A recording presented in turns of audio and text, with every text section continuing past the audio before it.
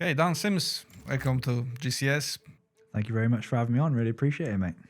I always found that the education system just didn't teach the right things, and doesn't really prepare you for adulthood. So I started to sort of just feel like it was my time being wasted. And I just thought it was pointless being there. I needed like that focus. I needed a pathway in life. I felt like I was just having my time being wasted completely, and I just needed that focus. I had to run an ultra marathon every single day for those 5 days. And that was the first time I'd ever done consecutive ultra marathons. Okay, for people watching, listening, can you talk through ultra marathons? What was the distance there? Yeah, so the ultra marathon is just basically anything more than a marathon. So a marathon is 26 miles. So an ultra marathon is basically anything above that. Welcome everyone to GCS. My name is Grzegorz, and I'll be interviewing here people from martial arts industry. I'll be showing you their life story and explaining why martial arts is an amazing thing that you can cope with any mental health issues that you come across. And let's start. Okay, Dan Sims, welcome to GCS. It's a really pleasure to have you here, man. I was really looking forward to this interview. And again, I know you got a cool story there to say, and pretty much just so excited to hear it. Thank you very much for having me on. Really appreciate it, mate. Then what I'm going to do, like with everyone, you start with the introduction like everyone else. Then I'm just going to go there and then we're just going to move in straight to a life story, if that's okay. Yeah, sounds cool. Cool. Let's go. If I'm going to butcher something, sorry for that. I will try my best not to. Okay, there I got Dan Sims, a man of God, husband to Chloe, an athlete, adventurer, content creator, and becoming a firefighter soon. Then you're on your way to becoming a firefighter. I got your achievements here. Then I got 310 kilos, 684 pounds deadlift at the age of 21. You competed in UK's strongest under 23. You've been on podium at second strongman competitions, two strongman competitions. You got another fitness goal there to achieve 20 minutes in 5K run. And that's your achievements here. And I got your story here just to read for that. Then you came away from a strongman and lost 75 pounds in body weight. You actually battled behavior addiction along the way with the mental health problems and thousands of debt. You lost 2 mates to suicide, so decided to walk 442 kilometers from Wales to Holland. You raised over 7,000 pounds and reached over 1 million people to spread important message of men's mental health. You actually did run a width of Wales in a week. You competed ultramarathons in different countries. You completed Welsh 3 Peaks Challenge. You completed 24-hour fitness challenges as well. You ran from London to Wales in 5 days. You helped and inspired lots of people to turn their life around. You love to travel, train hard, spend time with family, make content, and help people. You have few online incomes. One of them is social media content. You got online coaching for fitness and strength. And you're selling digital products. You're aiming for financial freedom from it with being full-time firefighter at the same time. Most importantly, you are Roman Catholic for all of your life. You believe that this Christian country has lost a lot of its traditional values and going to church and having strong households. Okay, that's a lot. Yeah, like what's your age again? 25. Yeah, for that age, that's a lot. You did quite a bit there. Done as much as I can. Then Dan, let's just go straight into your life story. I mean, you do have interesting story there. I can feel it's gonna be a kicker. Then let's just start on.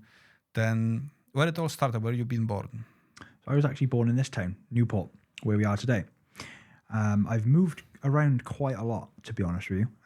I've lived in a lot of different locations, in a different country as well when I was younger, which has also meant that I've moved, because I was a kid, I moved schools a lot of the time as well, which actually had a massive impact because I'd make really good friends and then I'd have to leave, go somewhere else, then make really good friends there, then have to leave behind.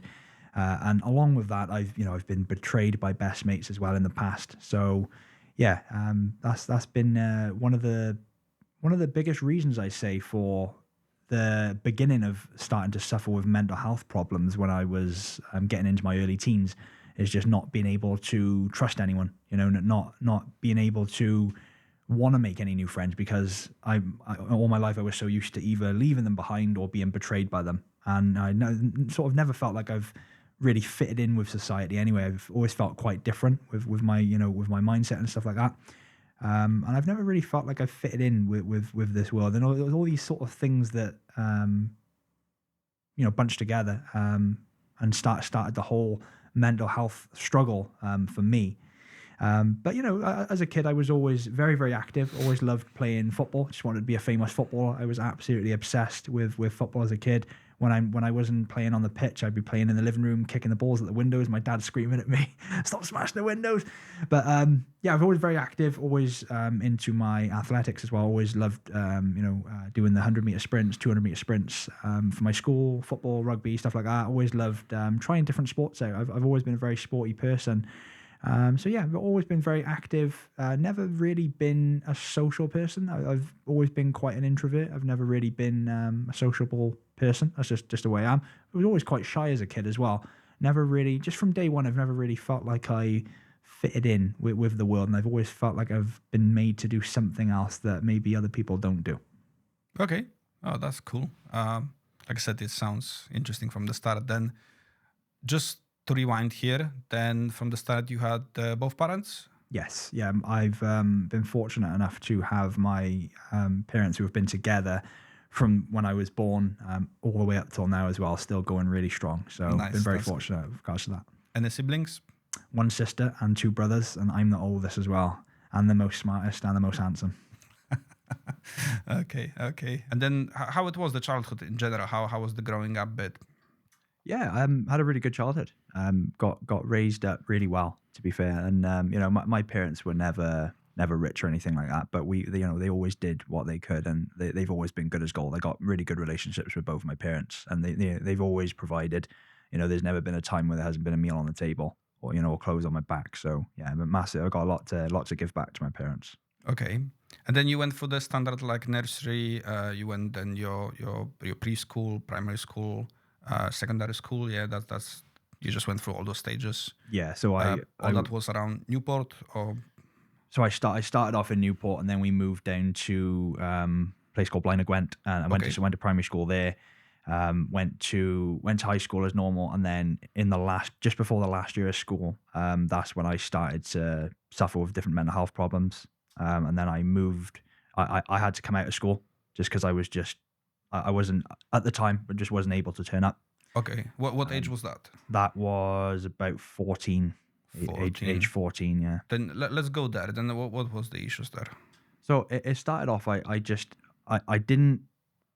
never got on, well, I did get on well with the education system when I was in primary school, but when I was in high school, each year it got more and more to me. It just seemed like I was being taught pointless things that I was never going to need, and I just really didn't get on with it at all. I wasn't interested in what they were teaching. I always found that the education system just didn't teach the right things, and it doesn't really prepare you for adulthood. And I just didn't like the things that they were teaching. I didn't get on with it. So I started to sort of just feel like it was my time being wasted. And I just thought it was pointless being there. And not to sound cocky, but I just felt like I was more mature than the people in my classes. And I just fell out with people. And from there, I just isolated myself away from everyone. And I needed like that focus. I needed a pathway in life. I felt like I was just having my time being wasted completely, and I just needed that focus.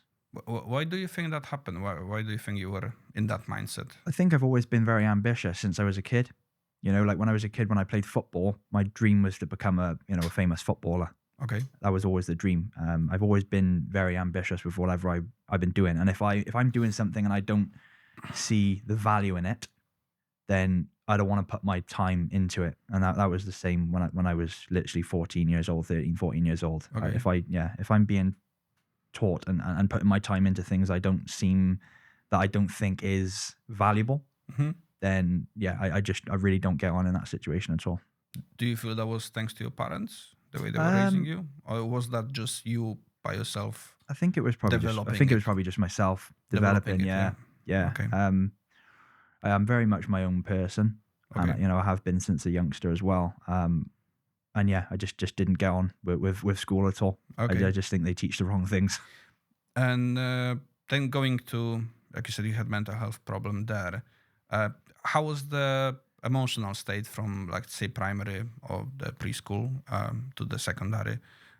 Did you been like bullied? Did you experience that, or you been okay with I your didn't peers? didn't really get bullied. didn't get bullied. You get the odd kid picking on you as a kid, Yeah. but I was always all right in school with regards to that. I didn't really get bullied. As I said, you get the odd kid pick on you now and Yeah, again, yeah. but there was never any like bullying Okay, or anything okay. like that. No. Oh, that's cool. Then how would that happen? Why did you get to that bad mental health state?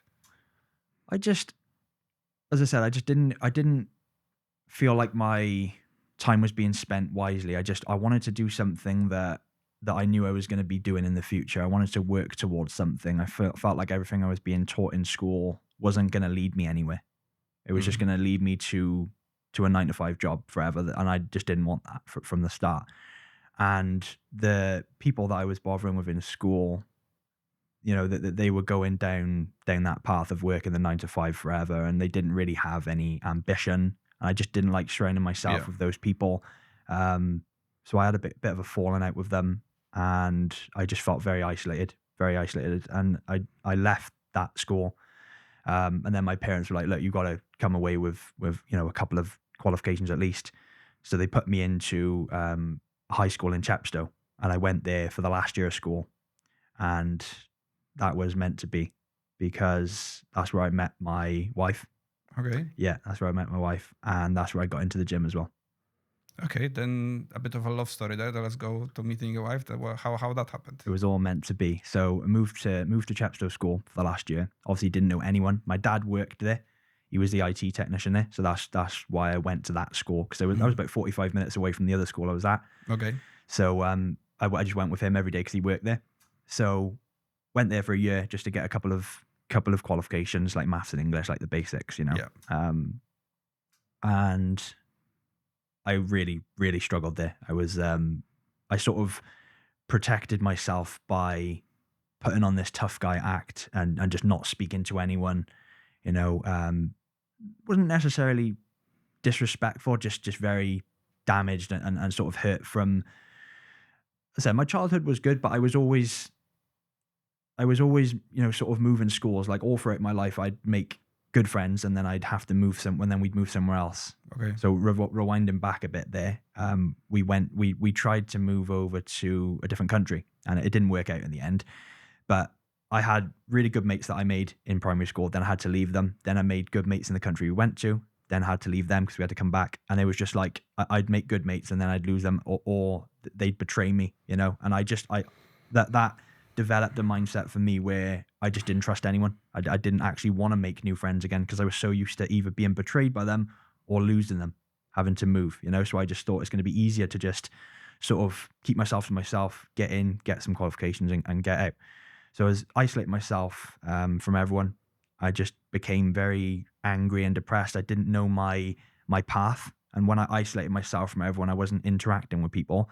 That just naturally made me more angry and sad. And I just didn't want to speak to anyone. I just didn't feel like I was a normal part of society. I felt like I was different. I just felt like I didn't fit in anywhere I went. I was quite a shy kid as well. I've always been quite a shy kid. So I never really was, socializing with a lot of people. And it just become like I just literally isolated myself from everyone. I'd go to school, not speak to anyone, go home and just stay on my own in my room all night. And I'd go out a lot, like a lot of running. I'd be going up the mountains and stuff like that, doing a lot of running. But again, that would be on my own. So I wasn't I wasn't interacting with people. And it just, it sort of spiraled and How you felt about your parents at that time? Did you blame them for that? I wouldn't say I blame them for it.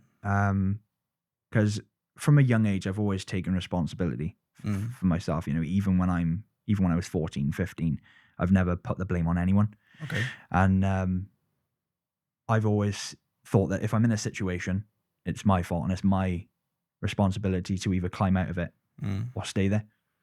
So no, I don't place any blame on anyone for any situation that I'm in. I'd take full responsibility for any situation I'm in. That's just the person I am. Oh, that's very mature. Then that I wanted to see how you felt at that point. Okay.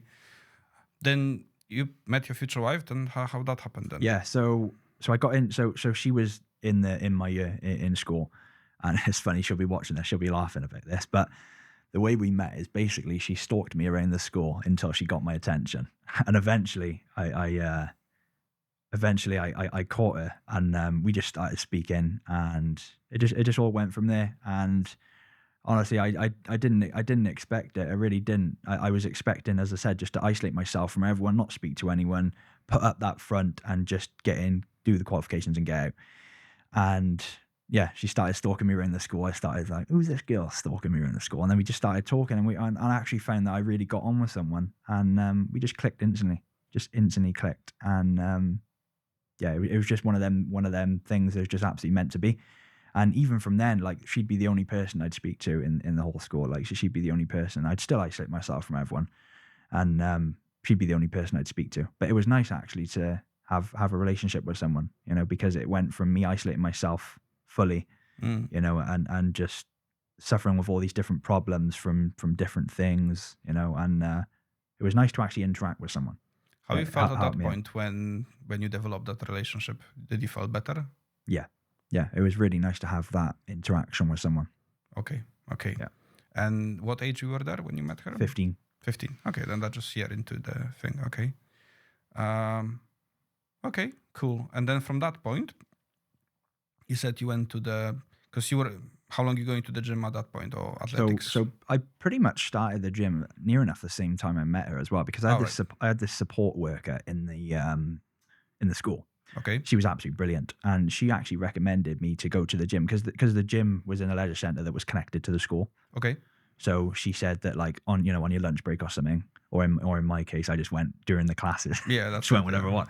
And she recommended for me to go into the gym just to, you know, sort of release some negative emotion. I went in there and I started watching all these YouTube videos of like how to, you know, do certain exercises and stuff, and I just become obsessed with that then. And I was like, right, this is my new focus. I've got this, and I've got this girl that I'm speaking to as well. So all of a sudden I went from isolating myself fully to having, you know, no clear path of where I was going to go in life, to then having, you know, the gym and this girl that I was speaking to. So all of a sudden I had this, like, this meaning but behind life, and this focus that I could focus on. And that was really the two things that really sort of saved me in that. It was getting you through every day. Yeah, because in the first couple of months of that school, it got to a point where there was a walk down the Wye Valley, and there's a lot of viewpoints on the Wye Valley, and there was one time where I actually stood over the rails, and I was just looking down and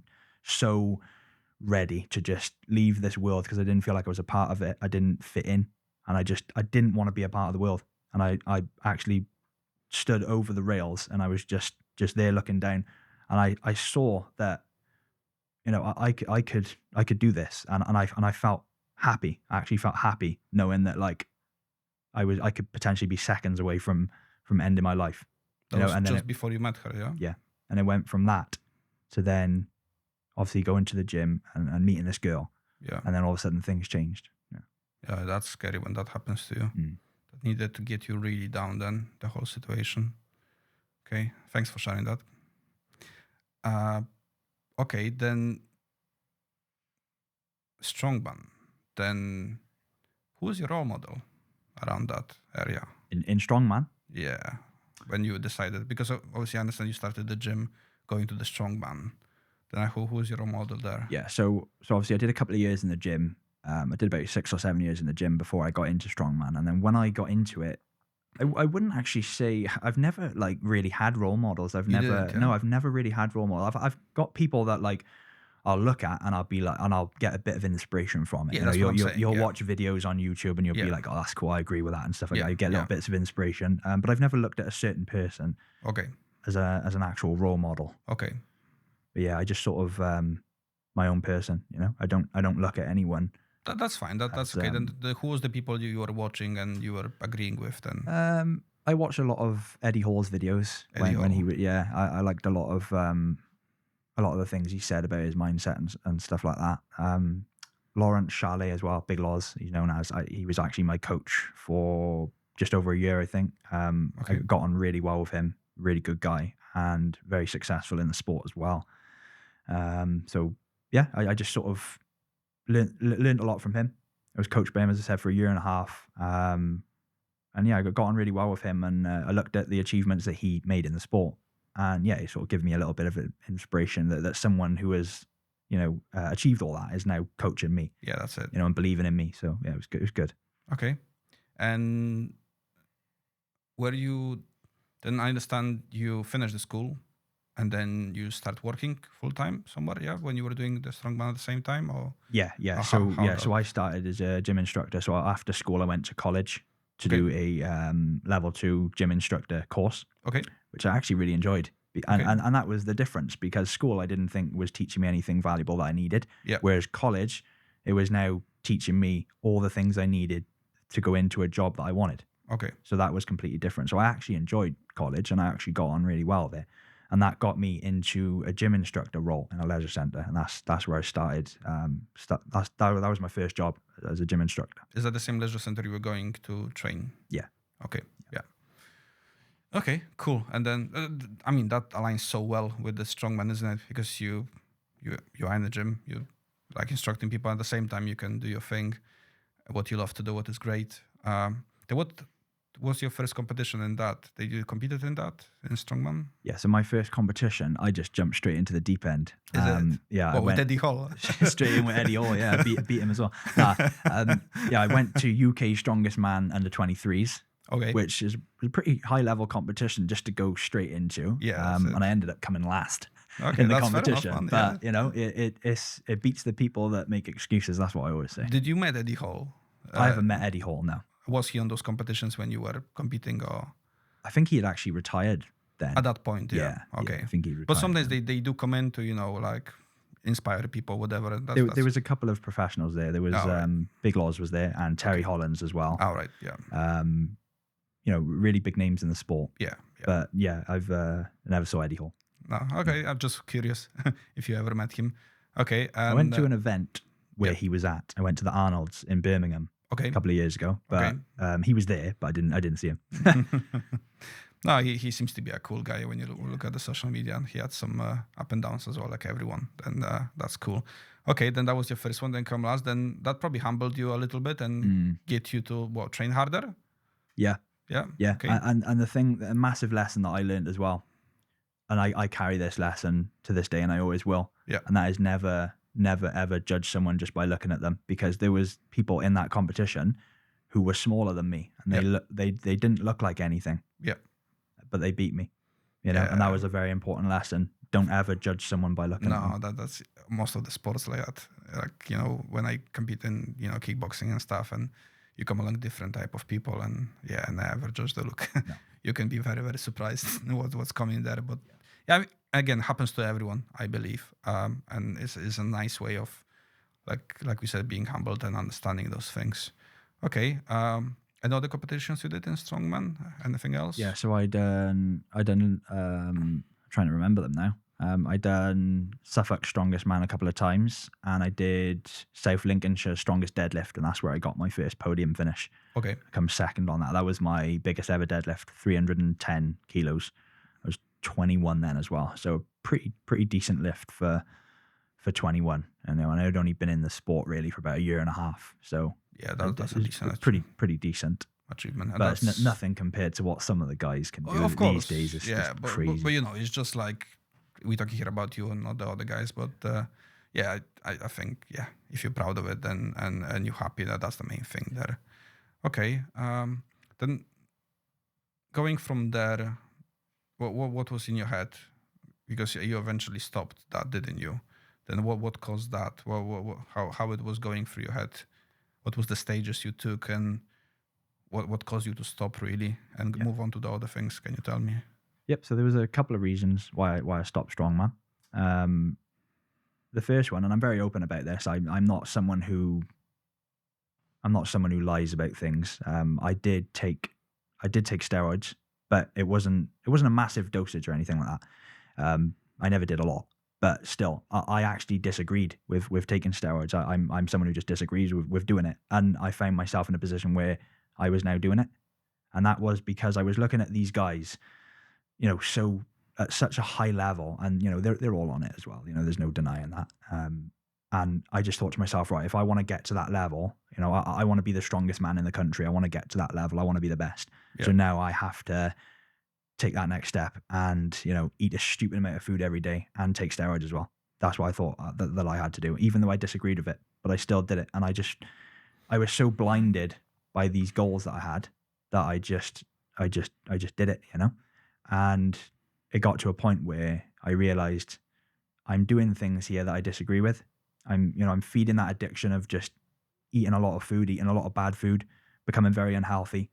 My resting heart rate was just over 100, which is just, it's not too bad, but it's not a healthy range at all. No, it's not. And no. from me being fit all my life, Yes. from then going to I was overweight, eating uncontrollably every single day just to become as big as strong as possible, and taking steroids, and I just I become this very unhealthy person, not only physically but mentally as well.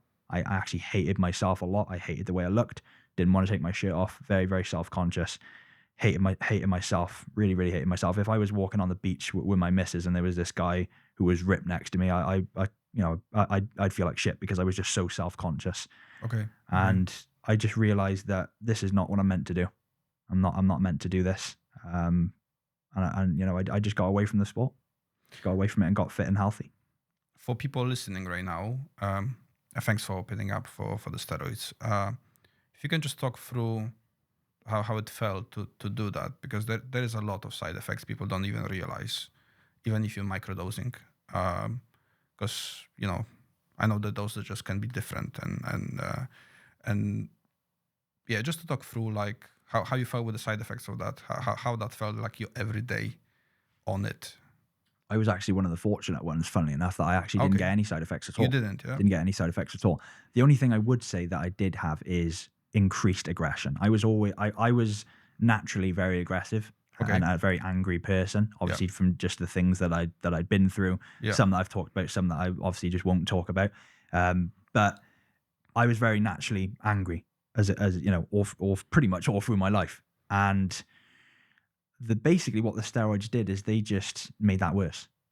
They just made me more angry. So that apart from that was pretty much the only side effect I had from it. Negative side effect. Okay. With this anger, how do you? We're just gonna rewind here a little bit. How do you feel? Why this anger was there with you all the time like that? Do you feel like something caused that? Yeah, there's a couple of things. There's a couple of reasons I'd say, and I think it's just mainly from feeling very different and not feeling like a part of society, not fitting in. Okay. Very antisocial person all my life. Okay. Didn't feel like I fit in. Feel like my mindset was different. Felt like everything about me was so different to everyone else that I didn't feel like I fit in this world, and that just created the isolation as I talked about, and a lot of anger came from that as well. And obviously being, moved left, right and center as a kid, moving school to school, having friends sort of, losing friends and being betrayed, and I lost two mates to suicide as well. And all of this sort of just built up and just made the anger bad. When that happened, the loss of the friends, what age you were there? So it was two different ages. I was about 18 when it happened, when it first happened, and it was my childhood best mate who I'd been best mates with for a good 10 years of my childhood, and he actually took his life at the age of, I think it was either 17 or 18, which is obviously really, really young to sort of do that. So that was the first one, and then the second one then was a couple of years ago. I think I was about 23 years old when that happened, and each time it happened, it just created so much anger for the world that people feel the need that there's no way out, and they feel they need to do that, and it just sort of made everything worse. It's made me a lot more angry. Okay. Thanks for sharing that. Yeah, I mean, it's not easy to go through that when you're losing people close to you. I didn't have that experience yet. I mean, for me, it was just family members, but there is probably a lot of people listening and watching that went through that stuff, and I can understand why the anger was there with you. But then when that happened to you, because you did a couple of things after that, didn't you? Then how you went to that mindset? Well, how you went to this? Okay, I'm gonna do that because I lost my mates. And was it that because of anger as well, or was just like you wanted to just show the world that there is a better way after losing those friends? And how you went there with your mindset to do all those things after you lost your mates? Yeah, there was a couple of reasons. I felt like, I always say this one thing. Some soldiers of life don't make it off the battlefield. And that basically, means that certain people will feel the need to take their own life and they go through with it. And, it's absolutely heartbreaking. But then there's also some people like myself who was able in that moment to not do it. And I feel like it's been my responsibility to sort of spread the awareness and the help for people. That's why I've done a lot of the challenges that I've done that we'll talk about. I feel like it's a big purpose of mine to save people from doing that, because I couldn't save the two mates that I had who did it. That's a big part of it. Okay. Then going to the challenge, then okay, you decided to do the challenge. What was the first challenge you did? So the first challenge was obviously after I'd lost quite a bit of weight after strongman. I'd probably lost about 4 stone at this stage. Okay. I then decided to, and I wasn't fit at this stage by any means, but I just decided to just do this massive challenge, something I'd never done. I just decided to walk from my hometown at the time, which was Cardiff in South Wales, to Amsterdam in Holland. I wanted to walk somewhere outside of the UK. And I thought, right, what's the closest place in Europe to walk to? And it's either Paris or Amsterdam. I knew someone who'd already walked to Paris. Yeah. So I decided, right, let's walk to Amsterdam. It's quite a popular place. Everyone knows the name. So I thought, right, my hometown to Amsterdam, let's walk there. And that took 15 days to do that. And it was a big challenge. It was something I'd never done. I didn't have any support team along the way. Mm-hmm. There were people that helped out, and they're really, really appreciative, to the people that helped out and supported. Had a lot of support along the way. But ultimately it was just me on my own, pretty much throughout the whole challenge, carrying a massive backpack as well. And if it rained, everything would get wet, and it's not like I can go home and dry all my clothes or anything like that. So it was quite a lot of challenges. I was promoting it all myself as well, doing radio interviews and stuff like that throughout. So it wasn't just a case of just walking A to B. It was all these different things on top as well. And it was a life-changing experience, really life-changing experience. And it reached over 1 million people on social media. Nice. And I had people really far away from home who were recognizing me whilst I was en route as well. And it just goes to show that I did spread that message and said that I wanted, I did what I said I was going to do, and that is put that message out there and try and save as many people as I could. Yeah. And I had probably about between 5 and 10 people message me during that, just saying that what I'm doing and my story has actually helped them not take their own life as well. So nice. And that was just like, it's my job done. I'm really happy about that. Yeah. Probably that felt really good, isn't it? Then through that, can you just walk us through the process again for people watching it? Maybe they want to do the same thing. If you can just walk through the process, how you kind of organize yourself, if you don't mind, and how it went through those 15 days. So, obviously, we don't need to go through every single day, but if you can just go through the process and stages, because I imagine that was a hell of a challenge. Yeah. So I always say, first thing, you've got to be a little bit tapped in the head to do something like that, because it's a pretty big challenge. So there's got to be something a little bit wrong with you to do that. But I always make a joke at that. But no, on a serious note, the main thing you have to have is self-belief. You have to have confidence in yourself. If you don't believe that you can do something, if there's not the slightest bit of belief you can do something, you won't do it. You have to you have to set this challenge and you have to be like, right, okay, I'm going to do this, I'm going to give this everything I got. And even if I fail, I'm going to give it everything I got. I still believe in myself that I'm going to give it everything I got. So the main thing is self-belief. And when you do a challenge like this, it's just like, I didn't plan it that much. I just sort of went on the map and just said, right, I'm going to do this in 15 days. Where am I going to stop? Night 1, night 2, night 3, night 4, where am I going to stay? And I just sort of wrote down a rough plan. You could probably use ChatGPT to do it all for you now, couldn't you? Yeah, but you could. Yeah. A couple of years ago when I did it, I don't think it really. I don't know when it was made, but 2014, but it wasn't. Oh, was it? It was made that long ago, but obviously it wasn't popular. It wasn't that good as it is right now. Because I didn't know about it. The basic version was just a simple talk with it, wasn't it? Yeah. It wasn't as clever as it is right now. Yeah, but I knew nothing about it when I did the challenge, so I just sort of wrote it down on paper like the old school way. Yeah, that's good, man. And and it that's worked, the way to do it anyway. Yeah. A lot of the old school ways are the best. Yeah, actually. that's exactly. Gets your mind going. Yeah. But so I just planned out where I was going each night. Put a lot out on Facebook pages and stuff like that, community pages, and a lot of the hotels would actually put me up for the night as well to support the challenge, which was really cool. Yeah. Okay. Well, like a bed and breakfast places. Yeah. I'd with the Hilton Hotel down in Oxford, Abingdon in Oxford actually put me up for the night. Village Hotel in Swindon. So there's a couple of really nice hotels that put me up for the night and give me like a 3-course meal and stuff like that, which was really, really cool. Nice. And a lot of support during the walk. And obviously all the other nights were out of my own pocket. I didn't have any sort of funding for the walk. So any other nights that I sort of had to pay for myself. So them hotel stays really, when they supported me, that was a massive help on the challenge. And I honestly think that without the support that I got off everyone, it probably wouldn't have been possible for me to do it. So it wasn't just a case of me doing it. It was everyone who supported. My dad and my wife were giving me lifts, left, right, and center to and from places and stuff like that as well. So yeah, obviously I did the walks, but there was one night I had to stay back at home. So they sort of come and pick me up, brought me home, and then brought me back to the exact same location the day after. Yeah, of course. Begin the walk. That's where I'm going with it. Then how you would actually walk? Would you just walk across the street, or you would have like a walkway? So how the walk actually looked? I did it the dangerous way. I don't recommend this way that's at all. fine. But I just put it on Google Maps and just followed it. Is it? And there was a lot of really dangerous roads. And I'm not exaggerating when I say this, but a lot of them roads, I really risked my life on them.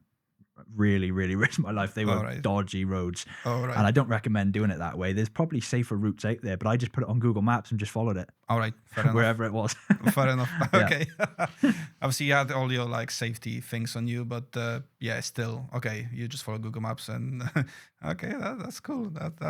That's very old school these days, but okay. And then where you felt the biggest challenge on that walk? Then 15 days. Then which day? Because you 100% had moments when you wanted to give up. Yeah. And when was that? Did you had a couple of those? Or I'd honestly say, because I did it in the winter months. I did it at the end of February. Okay. So it was cold, and there was a couple of days where it absolutely pissed down with rain. Yeah. And I don't mind going out for a run or a walk in the rain. Yes. When you're coming home and you can get in a nice warm shower and get dry, get your nice comfy clothes on, it's fine, right? But knowing that you've got another 2 weeks of walking long distances whilst all your kit is pretty wet from the weather and you're cold as well at the same time, thunderstorms, the wind is coming against you, you're soaked, and you're walking for, sometimes I was walking up to 10, 11 hours in a day.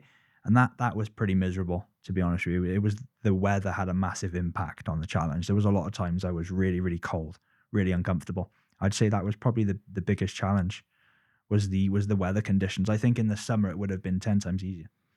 Okay. How was the kit? Then you obviously had your anti-wet things on you, and did they work, or did they just work for the first 2 days?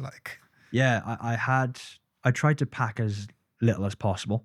But ultimately, because I was going for more than 2 weeks, I had to have a decent amount of kit in my bag, so it was quite heavy, and it really did weigh down on the walks. And that was another really hard part of the challenge. Was not only was I walking 10, 11 hours a day, but I also had this massive bag on as well. And when you're walking for that amount of time, it really does have an impact. Yeah, it really has an impact. You when you take, trooper, isn't it? Yeah. When you get back to the hotel and you take the bag off, you feel like half the weight is gone, and it's crazy the difference it makes. It really is. You can appreciate the soldiers at that point, isn't it? When they do all these crazy walks with their backpacks and kit. But how the kit did? How was did you use some special jackets or trousers, or do you just not bother it really? Not at all. No, you didn't bother. No, I just put on my normal clothes, and the only thing I did buy was a good pair of walking boots. Yeah, bought a good pair of them. That was the only thing I really invested into, and obviously I got a good bag as well. Yeah. Apart from that, I just wore normal clothes. I didn't really have proper equipment. I'll be completely honest with you. I just didn't buy any proper equipment for it. If I was to do it now, probably things would be different. Yeah, obviously. But I just set off and done it. Nice. Crazy. Yeah. Oh, respect, man. That takes set of balls to do something like that. 100%. And then. Well, I understand you took the ferry to France, and then in France you just carry on walking. Holland it was. You took the ferry to Holland. Oh, okay. You didn't go to France, you go to Holland. Okay, yeah, cool. And then you just carry on walking. How that felt at the end, like the last, let's say, 3 days, how that felt? Yeah, so I took the ferry from Harwich to the Hug of Holland. Yeah. That was quite nice actually, because I did an overnight ferry. Okay. So it was basically like instead of a hotel stay. So I worked it out pretty well. So I just got on and had my own room and stuff, and just had a couple of hours kip and woke up and I was in Holland. It was really quite nice actually. I didn't realize how much is on them ferries actually. Full restaurant and shops, everything. I thought it was just a boat where you sit down and go over, but it was really good. Yeah, that's good. And I got over and I had 2 days walking in Holland then. And I absolutely loved Holland. I actually enjoyed walking there more than in my own country. I don't to be blame honest you. with you. I loved it. I really don't blame you. Yeah, I really way loved much it. rain here. Yeah, Holland was like a cleaner and nicer place. It was like a nicer version of the UK. Okay, then yeah, it is quite clean there. Yeah, if you're gonna think about it, it's quite nice, and everyone's 100% less rain, I would say. Yeah, than here, and it's flat. Yes, it's nice and easy to walk on. There's no hills like that in England and Wales, so it was quite nice. Yeah, that's good. Yeah. Okay, and when you come at the end, where did you finish in Amsterdam? I finished at the famous Amsterdam sign. Yep. Which actually I didn't know about this, but I walked to the location where it said on Google Maps, but it had moved. So I then had to walk. It was only 10 minutes away, luckily. Oh, okay. So I walked to it, and it was at the airport, Amsterdam airport. The sign. Yes, the sign is there. Just outside the sign. So I walked to the sign, had a couple of photos, and I literally went straight in the airport and got a flight home. Yeah, nice. Straight away. I was pushing it for time. I was running in the airport. I was like, shit, I got a flight to catch here, straight home. So it took you just didn't want to stay any longer, did you? Well, I just wanted to. I think it was because I was away from my family for 15 days. Okay. And my wife was, because me and my wife, we just live on our own. And she was on her own for obviously 15 days. And I just wanted to get back to her. There was nothing keeping me there. I just wanted to get back for her, so that she wasn't on her own. And she was, dying to see me and stuff like that. And I just wanted to get back for her, to be honest with you. Was that the first time for her to not see you for so long? Yeah. That was the longest she'd gone. Actually, the lockdown, the COVID lockdown, we weren't living together at that point. Is it? I think we went just over a month without seeing each other, which we'd never done that. We had never not seen each other for that period of time. So apart from that, the 15 days I did the walk was the longest period of time that we haven't seen each other for. Yeah. How she felt with all that? With the challenge? Again, with yourself not being there for so long, how she felt with it? Was it challenging for her? Yeah, I think it was pretty challenging for her. It was challenging for her, yeah. We got a very close relationship, and she does rely on me being there for a couple of different reasons, and when I'm not there for a certain period of time, she'd probably be watching this now laughing. I could be gone for an hour and she'll start to miss me, I just have that effect on people, But no, the 15 days she was struggling, a little bit. Nothing serious or anything like that. But I just wanted to get back to the family. There was no reason for me to go into Amsterdam and check it all out on my own, because I just thought to myself, I can come back here anytime I want on a plane, like normal people. I can come back and see the place, and that's something I haven't done yet, actually, and I do want to do it. But I'll probably bring the wife over at some point and just check it out. It'd be quite nice to go back. Cool. Okay, sounds like a very challenging and interesting trip you had, that journey, I would say. But yeah, man, and I mean, all the support you said you had for men's mental health. That's something out of this world. I would say like everyone should do something like that. Obviously not everyone will, but if you go for something like that, that's significant. Thanks for sharing. No problem. It was a challenge, and there was a lot of hidden challenges behind that. It wasn't just a case of the physical challenge, but the mental challenge, the loneliness, the boredom, and of walking so long every day on your own. There's a lot of challenges behind it, a lot of pressure as well, because all eyes are on you to complete it. Everyone who knows me was now watching the journey, and obviously it reached a lot of people as well. So you feel that immense pressure to get the job done. There's a lot of pressure. I believe that is. Oh, well done, man. You did well. Appreciate it. Okay, let's do the break right now. Okay, and we're gonna come back after break and carry on from that point. Welcome everyone. Today we're gonna talk about Patreon on GCA's channel. It's 3 tiers. Tier 1 is called Mental Health Ally for £3 a month, where you're gonna have all early access to all episodes. You're gonna get a personal thank you post on Patreon, and your name will be mentioned in the post credits of each episode. Tier 2, called Inner Circle, for £7 a month. You have all previous perks, and mini videos around coaching, and extras from the clips and behind the scenes after each episode. Tier 3, called Life Warrior, for £15 a month, where you're gonna have all the previous perks from the other 2 tiers. You're gonna have opportunity to ask a question to each and every guest coming to GCS, and where you have the opportunity to have a personal life coaching Zoom call with myself to discuss any mental health issues you come across or any coaching solutions I can present to you. Okay, welcome back after break. That was a really cool story with this walk to Holland and your struggles through it. Okay, then from that point, you did that. You move out of strongman at that point as well. Yeah. When you did that, and what was in your head at that point? Then we were just talking a bit about the relationship, and I know you want to go there. And to be fair, I want to go there as well. I want to see how you approach these energies between a man and a woman. Then if you can just go there and tell me, like, because it's very interesting when you don't see each other for so long, and what is really behind there in those minds, then we just talked a little bit on the break, didn't we? But if you can just go there, how you guys were going through it with your other half. Yeah. So actually, me and Chloe had a very, she'll agree with me on this, a very, very toxic relationship. Very toxic relationship. We would literally argue every single day. We had so much love for each other from the get-go, from when we met in school. But because I was still very damaged, and Chloe had gone through her own mental health struggles and certain problems as well, and she had her own problems. So our problems collided, and we become very toxic. But at the same time, we had this massive love for each other that that would just never die. We couldn't be separated, but at the same time, very, very toxic. Mm-hmm. So we had a really, really we've had some seriously hard battles in our relationship.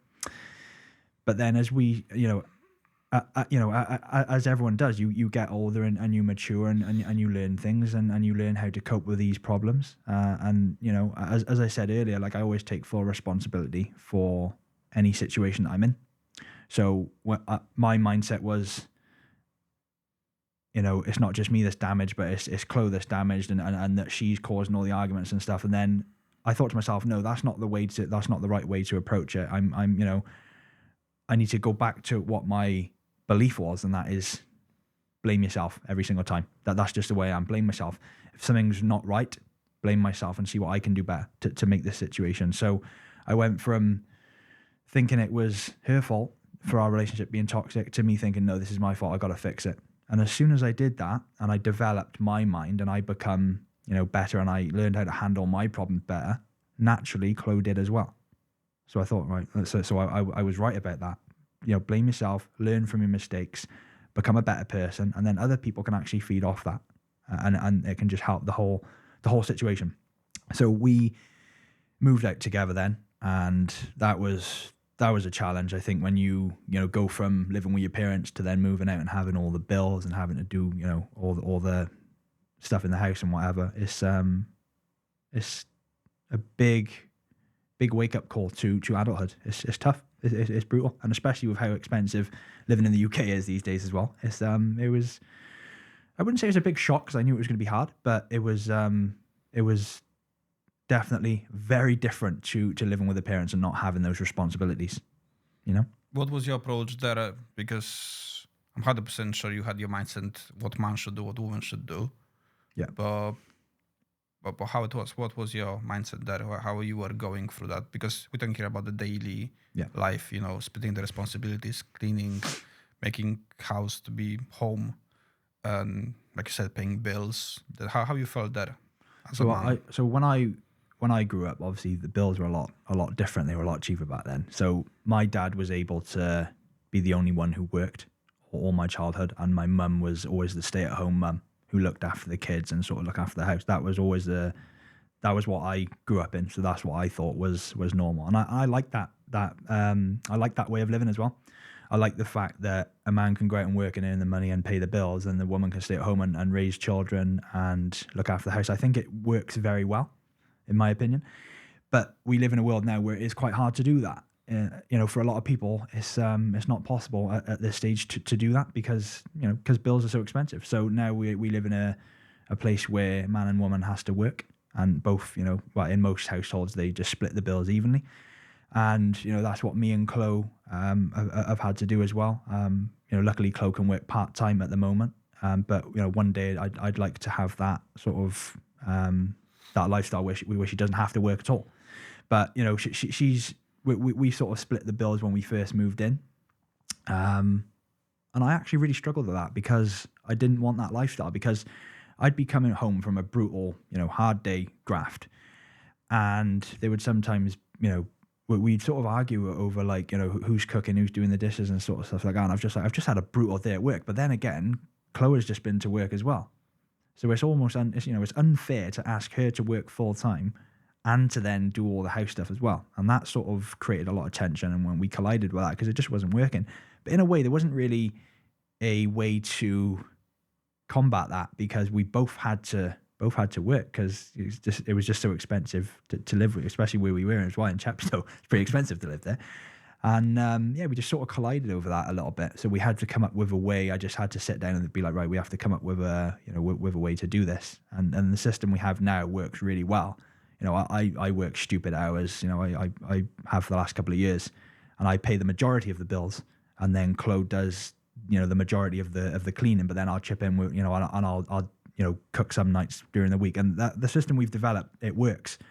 So she sort of works part time and looks after the house. And then I do all these stupid hours and take all this stress and pressure, and obviously the pressure of our future as well all lies on me. So I take all that. I take most of the responsibility and most of the graft, and then she sort of does most of the things in the home. So with the system we've developed now, it works well, and we've just had to work that out. Do you still argue about the little things like you used to? Not really, no. Then all that went away as soon as you developed that approach. Yeah. And you both agree with that approach. Yeah, we both agree with that. But if Chloe was working full time now, it wouldn't be fair for her to do the things she's doing in the home now, because you can't expect a woman to work full time and do everything around the house. Yeah, that's true. You can't expect that. If there's a part-time role there where you're not working silly hours, then and I'm paying the majority of the bills, then you can do the majority of the stuff in the house. I think that's pretty fair, and it's been about just coming up with the solution to what each of us can contribute and what's fair, and it's worked well. So that's the main thing. If it worked for you, then that worked for you. It may not work for other people, but to be honest with you, it is, like you said, the mindset that we grow up with. Because people grow up with a different mindset, seeing different families with different, like I said, some families got their clear house, then one person works, so the one was more like a family person. And then some people have totally different. They both want to work and they both want to pursue some goals, and that's okay as well. But if that works for you, that's great. And again, for people watching and listening here, Again, I reckon they're gonna learn from it a lot. And again, it's a different approach to different people.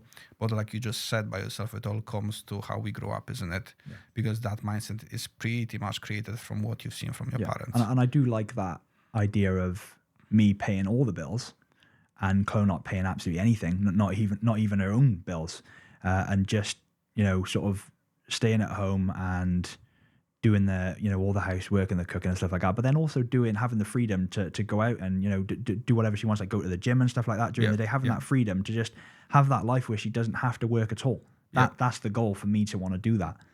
That's something that I've wanted for a while, and that's something I aim to achieve 100%. I believe women staying at home more than a man, for some reason they create really nice homes from the houses, you know, and it's nice and cozy environment. And I got that with my missus. I mean, she works full time like me, but we do have this 4 on 4 off shift, whatever we do.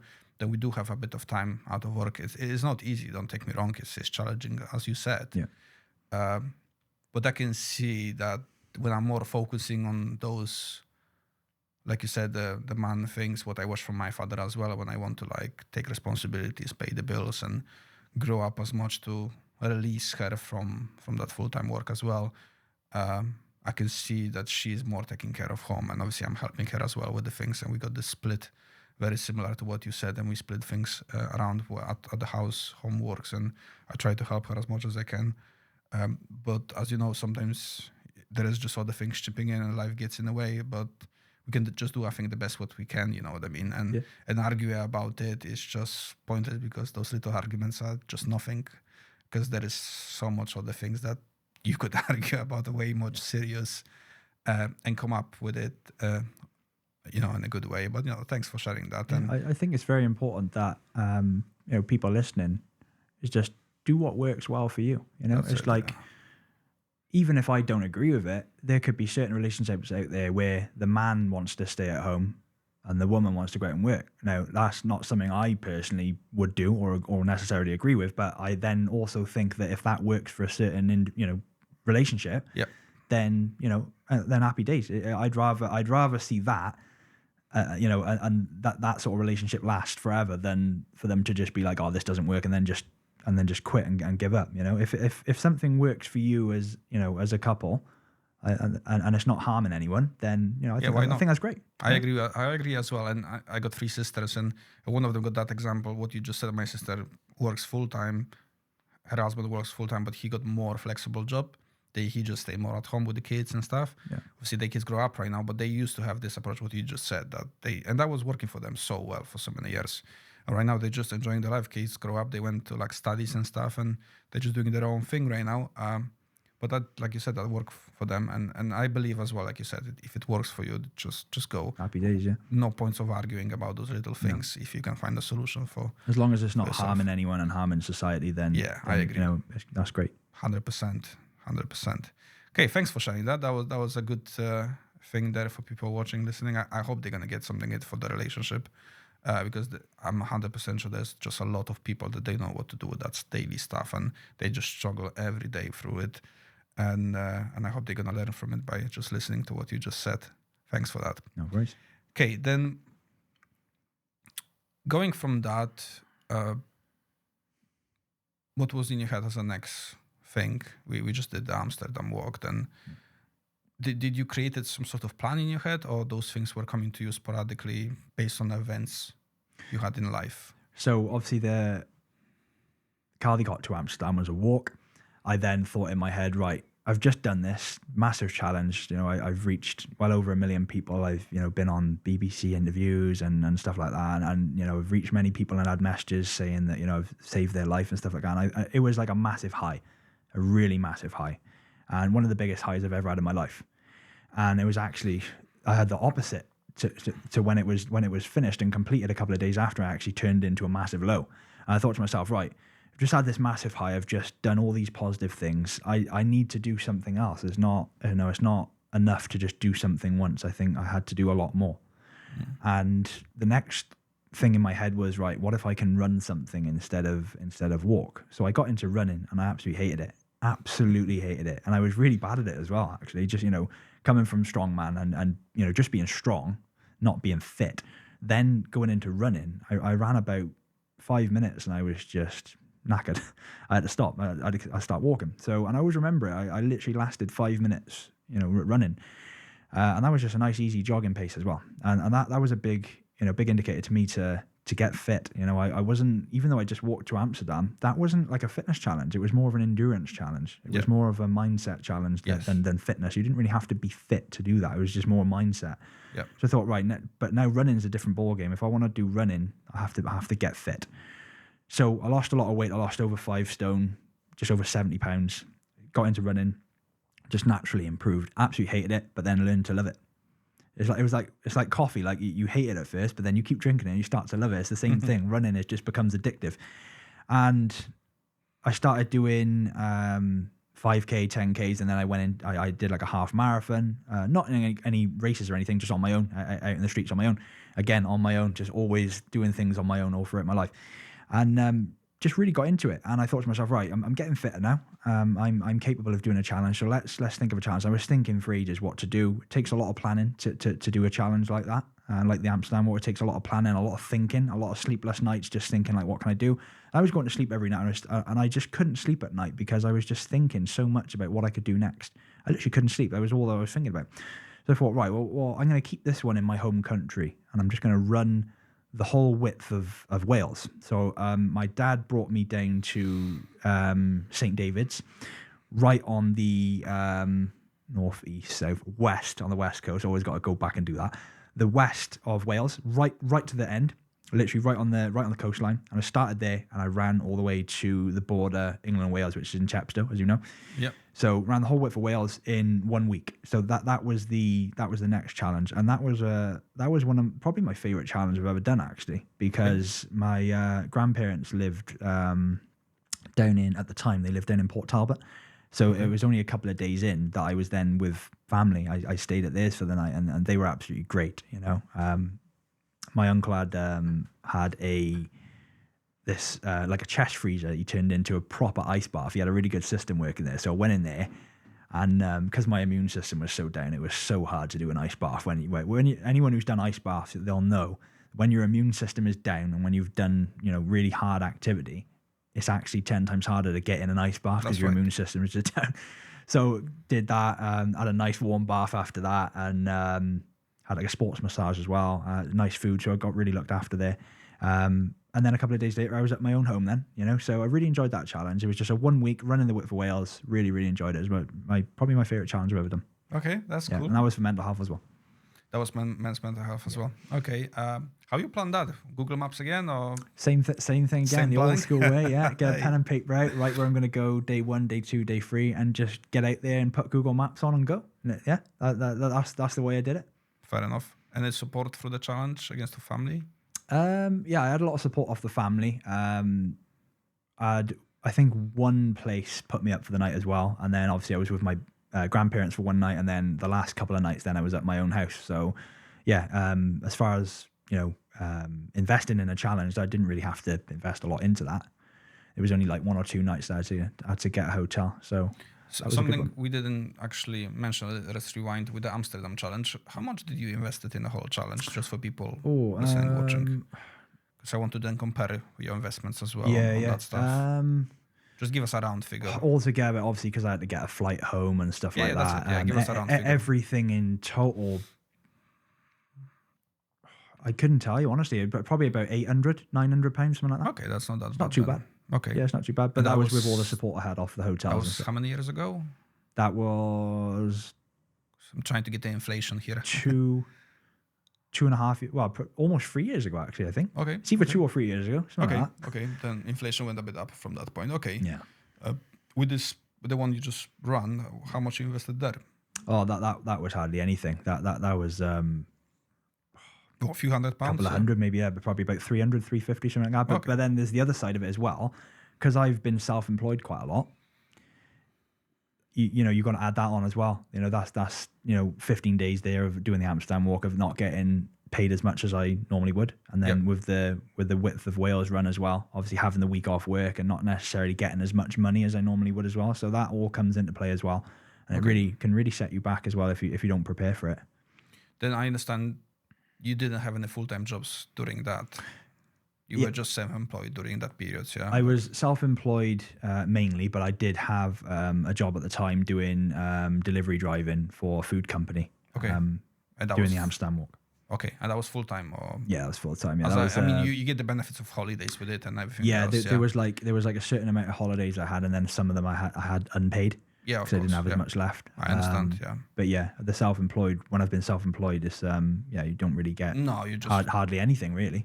No, you don't. I mean, you unless it's online. Yeah. You master of your own time, isn't it? Yeah. Okay. And then you come back. And how was the socials doing through that period, comparing to the Amsterdam? During the Amsterdam walk was like you said, over 1 million. That was huge. I actually had for the first time ever people coming up to me during the walk as well and asking for photos and stuff like that, which was really cool. And then a week later, like, people seem to forget about it and no one really cares. That's the way it is, isn't it? Yeah, that's the socials for you. But yeah, socials were doing good during the challenges. But then people will just quickly forget, and because everyone's too busy and moving, 100%. Getting on with their own life, people just very quickly forget. Okay. But yeah, I still get the odd person come up to me saying, "Oh, you're the guy that did that and this," But they will remember if they like local or something. Yeah, that makes sense. Okay. And after that challenge, what was the next thing you had on your mind? So the next thing was to do a run again, but make it harder. So I ran the width of Wales in 1 week. Yeah. Then I wanted to do something in 5 days. So I thought to myself, right, I'm going to run the two capitals. I'm going to run from London to Cardiff. And I thought, instead of just running London to Cardiff, let's do it stadium to stadium. So I did Wembley Stadium to the Principality Stadium in Cardiff. Okay. So that was over the course of 5 days. And to do that in 5 days, I had to run an ultra marathon every single day for those 5 days. And that was the first time I'd ever done consecutive ultra marathons. I've done, ultra marathon distances, but then the day after I'm, resting. So this was 5 days in a row of ultra marathons with no rest. Okay, for people watching, listening, can you talk through ultra marathons? What was the distance there? Yeah, so the ultra marathon is just basically anything more than a marathon. So a marathon is 26 miles. Yep. Or 42.2 kilometers. Yep. So an ultra marathon is basically anything above that. Okay. Yeah. Or whatever it is. Yeah. Yeah. Okay. Yeah. Okay. Cool. And how, again, planning for that, how that went? Again, Google Maps? Exact same as always, old school way. Pen and paper out, right where I'm going to go this night, night 1, night 2, night 3. Yeah. And just get there, Google Maps, get it on, and just start running. That's the way I've done it. And I do not recommend that, actually, to people watching, because some of the roads that I did this London to Cardiff run last month or the month before. So that was quite recent. And some of the roads that I went on coming into Swindon, they were very, very dangerous. Again, just risking my life completely. One person on their phone driving, swerve into me, dead, done.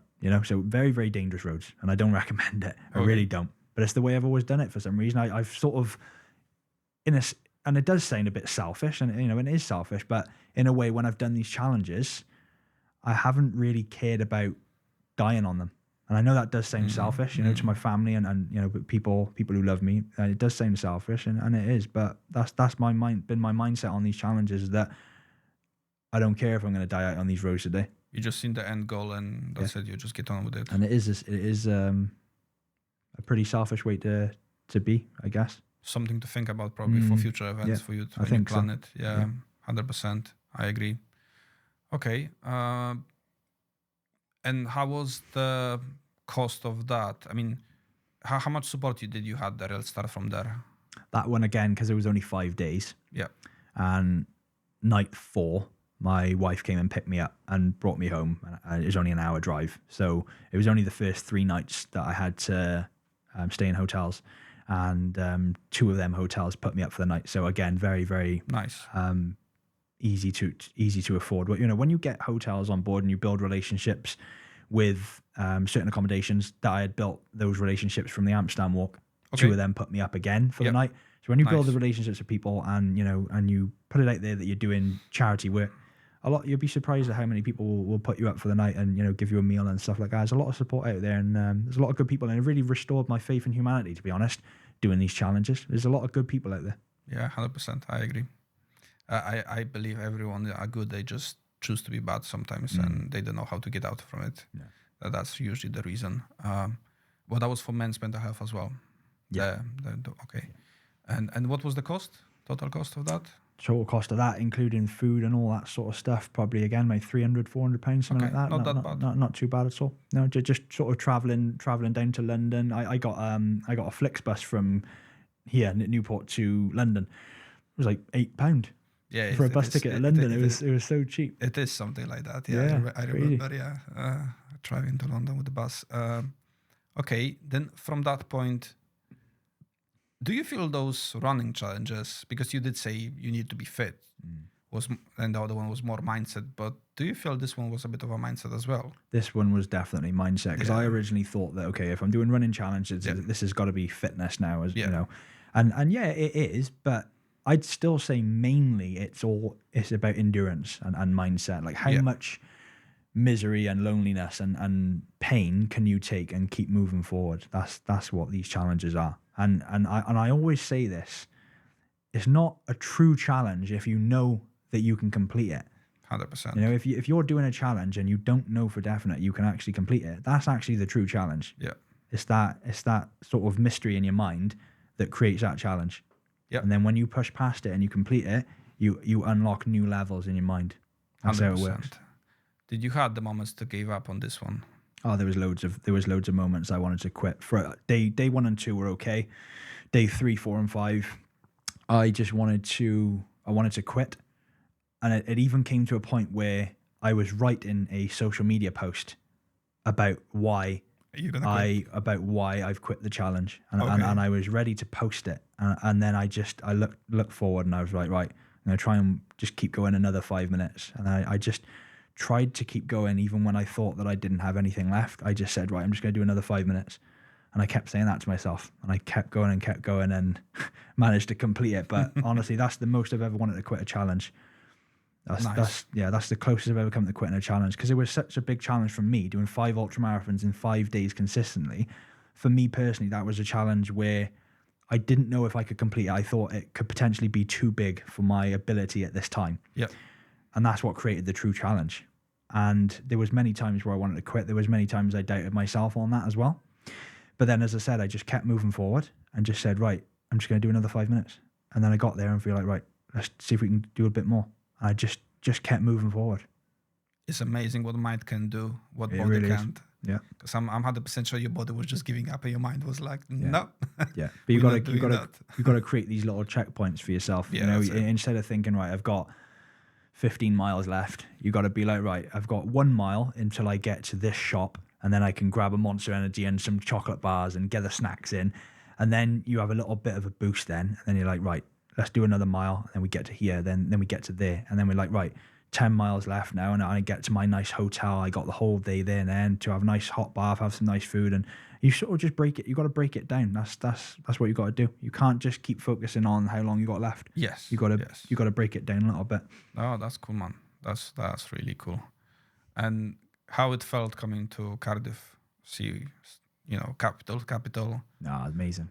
Yeah. Yeah, amazing. Lots of people waiting for you. It wasn't. This challenge wasn't that big on social media. I'll be completely honest with you. And I didn't actually put it out there what time I was going to be there. I didn't even put it on because I was so, in pain and focused. Yeah. I wasn't really posting anything on social media. That's the last thing I wanted to do was get my phone out and say, right, I'm going to be at Cardiff at this time and that time, because then you'd put pressure on yourself to be there at that time. Okay. And you never know how things are going to pan out. Yes. So it was just my dad, brother, wife, and my running mate Josh as well, who was running the last part with me as well. They were all waiting for me and taking videos for me at the finish as well, which was really nice. And that's the way I wanted it as well, to be fair. I just wanted like a small group of people there for the finish, which was nice. Okay, cool. Oh, that was really nice. Okay, and from that point, what is your mindset then? So that challenge was, we're in November now, aren't we? So That challenge was a couple of months ago now. And again, a massive high after it. And then the day after, you are back to doing your normal everyday things. Yeah. You know, picking dog shit up outside the back garden. You know, it's just going back to the same things, and it's like, okay, this is a pretty big come down, but it's something that I've now faced a couple of times because I've done a couple of challenges now. Yeah. So it's almost like I know how to handle it now, and instead of just having that massive downer, I now know that I have to look at the challenges I've done, be grateful that I've been able to do them, because there's a lot of people out there that would love to do stuff like what I've done, but you know, they aren't able for whatever reason. You know, Yep. so it's always that massive gratitude. You got to be very grateful that you've been able to experience that and come out, you know, unharmed, not injured, anything like that, because anything can happen on these challenges. Yep.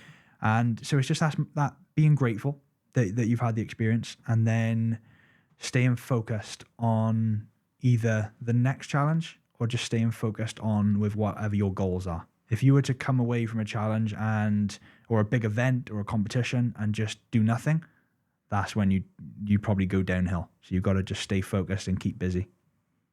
Yeah, makes sense. I mean, makes total sense to me. For people listening as well, I hope it's gonna make sense because that's the way. What is the next thing right now on your radar? For the first time in the last couple of years, I haven't got any sort of big challenges that I'm working towards. There's nothing in my mind currently. There will be another challenge at some point. So you know, I want to do really big things. I want to do bigger things than what I've already done, but it won't be anytime soon. Right now, I'm actually focusing on my speed. So a lot of people watching will do a park run on a Saturday morning. I really love doing the park runs every Saturday.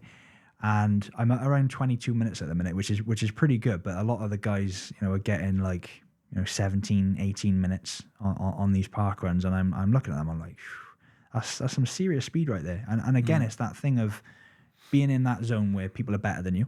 And it's like, right, if these people are doing it, then I can work towards that as well, you know? So my goal is to get a 5K run under 20 minutes, and that's an advanced level of a 5K run. So that's the goal now. Okay. And I'm at 22 minutes at the minute, and that 2 minute margin is actually a lot. When you're at the level I'm at, 2 minutes is a lot. Yeah. So it's a lot of time. Yeah, it is a lot. Yeah. So, but probably about a year or two away from it. But that's a big goal that I have at the minute. Oh, that's good, man. Just fitness. That's good. Going on those challenges you did so far, and what's the biggest advice you can give to those people trying to, you know, plan something like that in their lives? Biggest piece of advice would be to have a big reason behind it, and don't just do it for the social media views, you know, because it's easy to be like, right, I'm going to do this challenge because it's going to get views on social media. It's going to get all this attention from me, right? Now, of course, that's nice.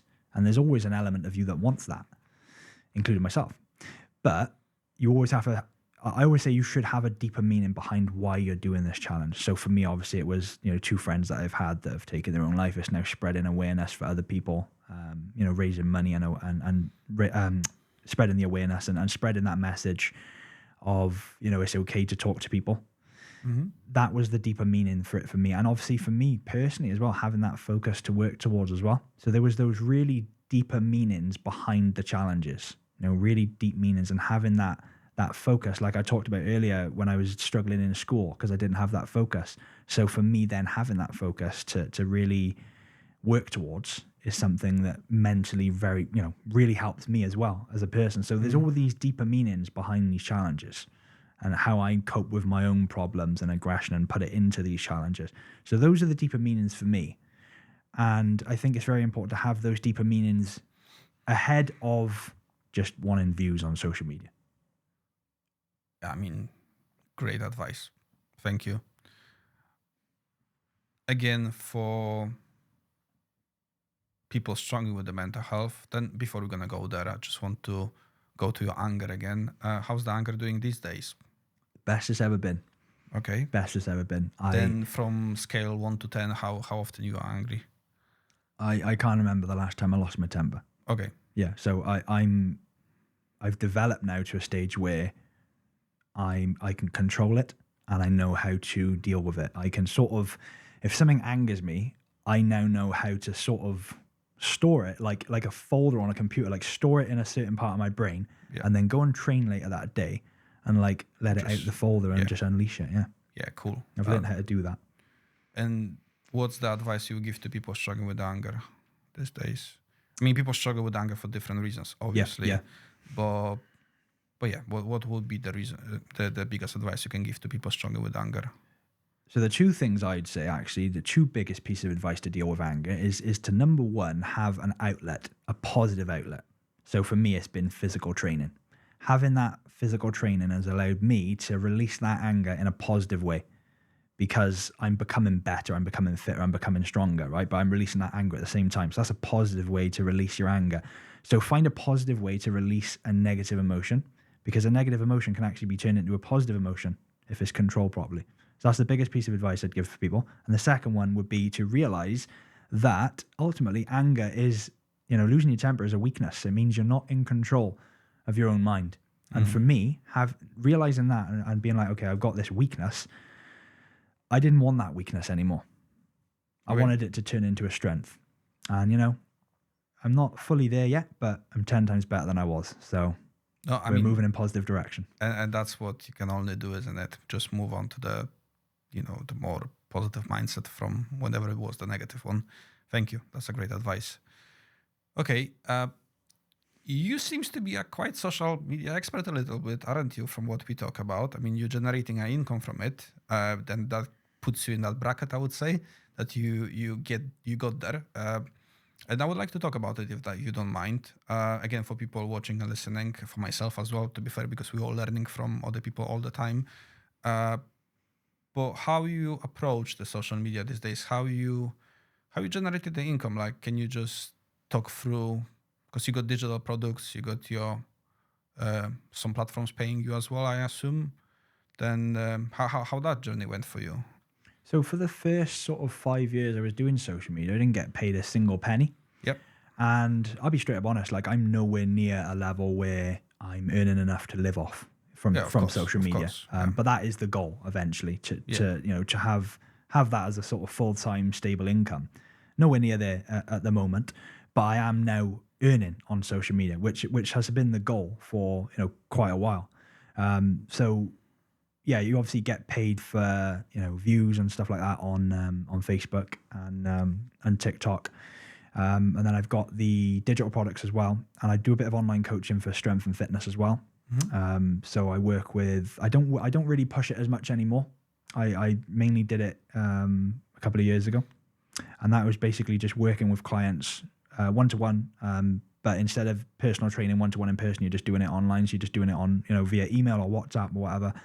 And you're just customizing a plan for them as an individual and just sort of analyzing the videos they send of their training and just being that, personal trainer to them, but not in person. And I've always quite enjoyed doing that. So yeah, there's a couple of different things that I earn with online, but as I said, it's not even close to being a full-time income yet, but that is the goal.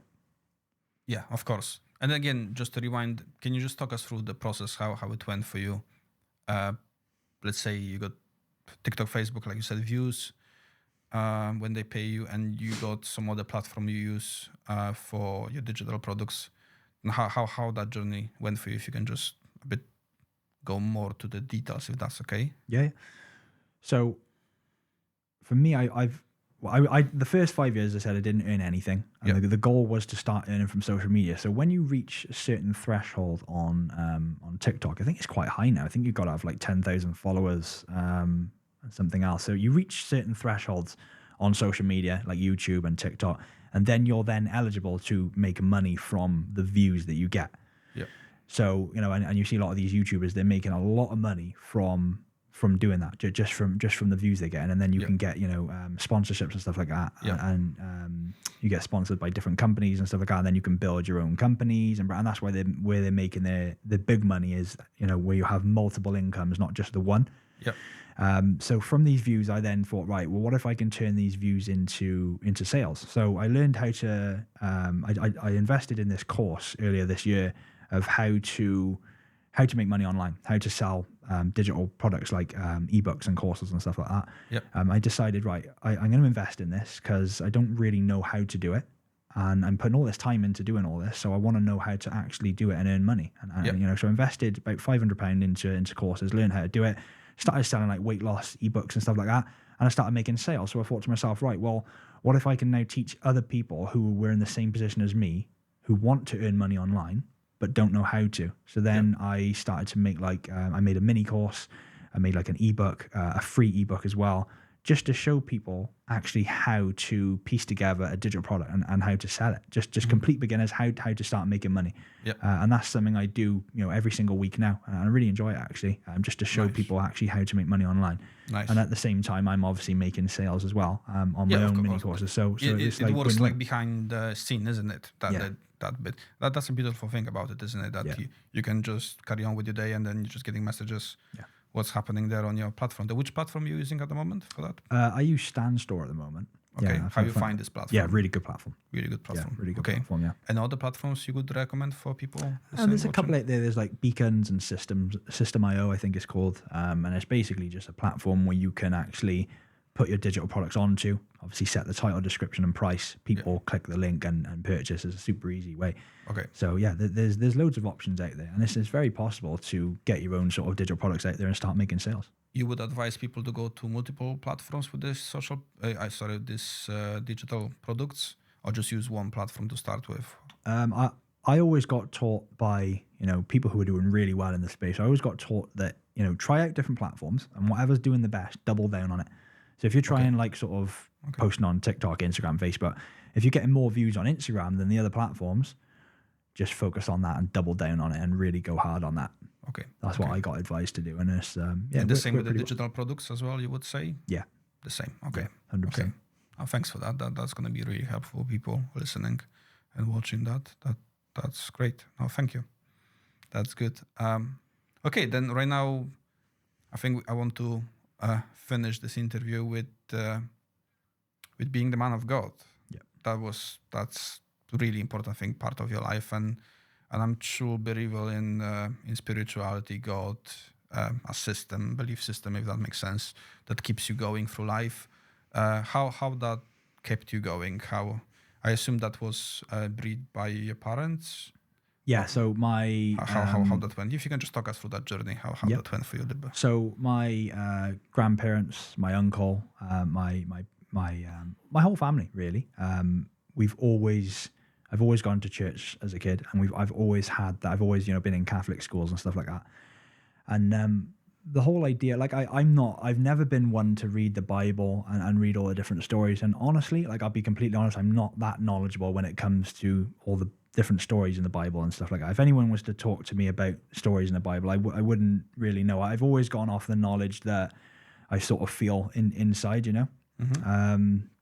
I've never gone by, I've never sort of read the books and stuff like that in the Bible. But for me, it's always just been a strong connection. It's always been that connection that I've had with God from a very young age that I've just always believed. There's never been a time in my life where I haven't believed in God. I've always had that belief, and that has been installed into me, by my whole family. Did you have some moments that was a life-changing moments aligned to believe in God?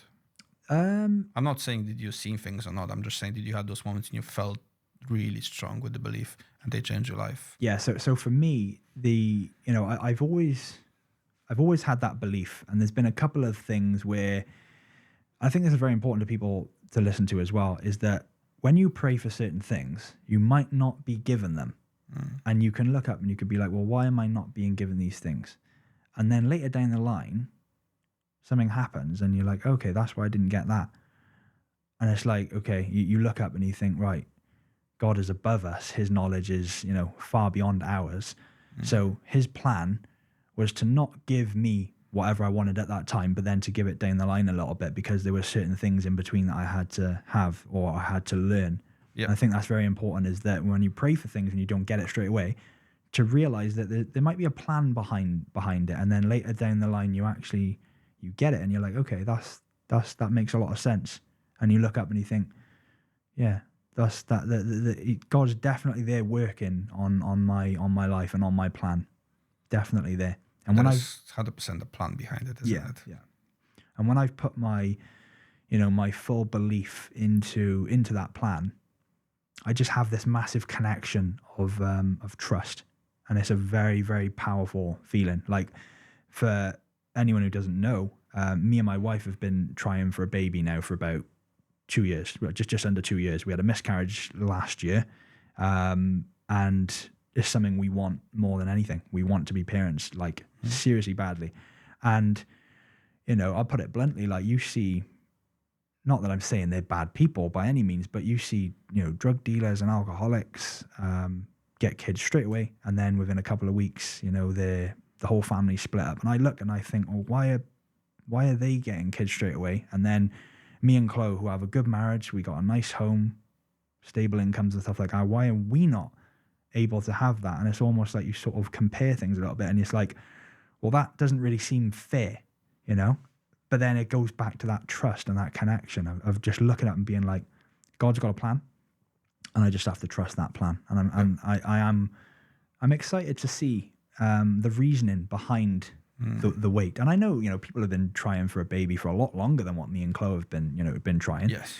But when you want something so bad, 2 years seems like 10 years, doesn't it? So it does. Yes, I do feel you. And the same, I would say, what you just said, that you just don't know, and sometimes you feel like you're trying, and sometimes you're not gonna try and it's gonna happen, and that's okay,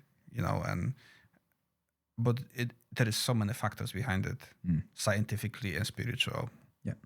Then like, I agree with you 100%. There is a plan, and there is no way of pushing this plan, because you're never gonna get. We're not in control of it. Ultimately. Yeah, you're not in control of it whatsoever. Then no, thanks for sharing that. But anything else, like, when it comes to advice to people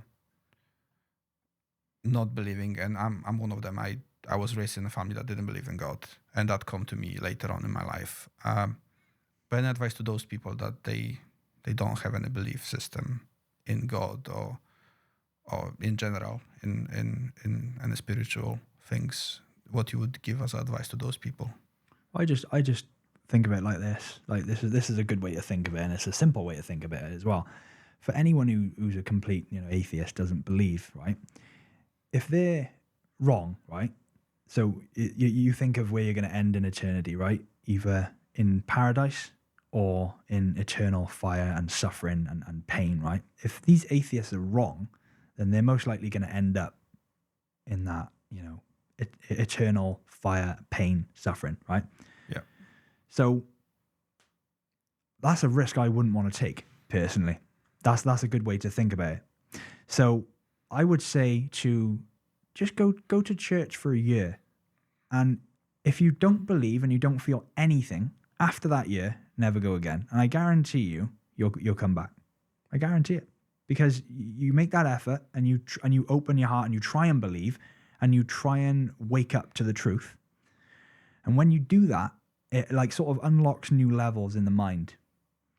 And as I said, if you were to go to church for a year and open your heart to the fact that God could be real, and you do that for a year, I guarantee that after that year you'll feel something, and you won't want to leave, and you'll be changed. I guarantee it. Okay. Oh, great advice. Thank you. On the church as well, I got a question there, because there is a stigma behind the church. Yeah, there is. Huge. I mean, that's how I was raised. I've been raised back in Poland in a stigma around church, and it took me to meet different type of priests to get away of that stigma. But unfortunately, the church, my local church in the town I was raised, had that stigma. And you go in there and you were like, what's that BS on about? Because it felt like that.